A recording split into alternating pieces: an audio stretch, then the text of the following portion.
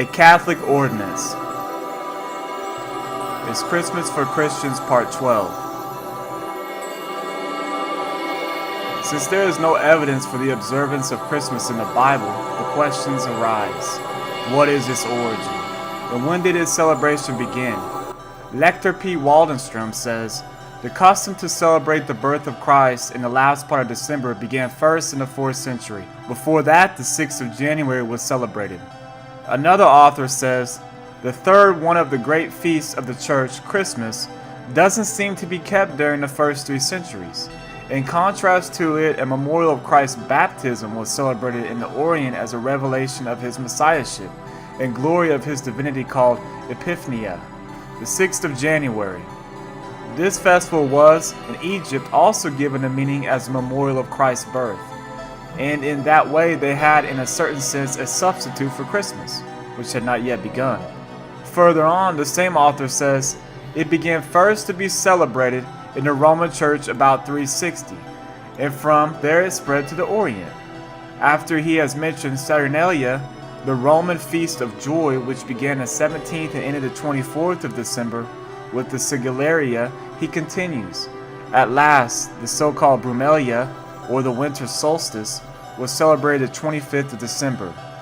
It was also called Deus Natalis Invicti Solis, the birth feast of the unconquered sun, because in that season, when the short days are gone, the sun again comes forth victorious from the gloomy night to travel on its orbit like an unconquered hero. This proves that the 25th of December was an annual feast celebrated in the honor of the sun, S-U-N. Frederick Nielsen, a Danish bishop, says, during the first 3 centuries, we find no trace of any feast for the birth of Christ. The commentator Adam Clarke gives the following information. The Latin Church, supreme in power and infallible in judgment, placed it on the 25th of December, the very day in which the ancient Romans celebrated the feast of their goddess Bruma. Pope Julius I was the person who made this alteration, and it appears to have been done for this reason. The sun now began his return toward the northern tropic, ending the winter, lengthening the days, and introducing the spring. The valuable testimony of J. Murdoch, D.D., is in harmony with the above.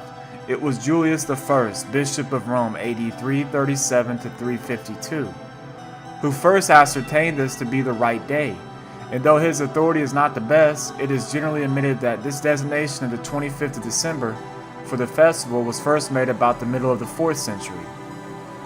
From Johnson's Encyclopedia and other sources, we also learn that Julius I, Bishop of Rome, appointed the 25th of December for the celebration of Christ's birth. All this proves very plainly, 1. That the birth of Christ was not universally celebrated by the Christians during the first 3 centuries. 2. That it was the Latin Church which first ordained it to be celebrated on the 25th of December. 3. That it was Julius I, Bishop of Rome, who made the appointment. And 4. And that the customs of this old pagan festival were transferred to Christmas. This is truly surprising. Here are indeed reasons for a solemn search of heart, fervent prayer, and firmness of character for those who wish to be pure in the sight of God. Amen, and may God bless.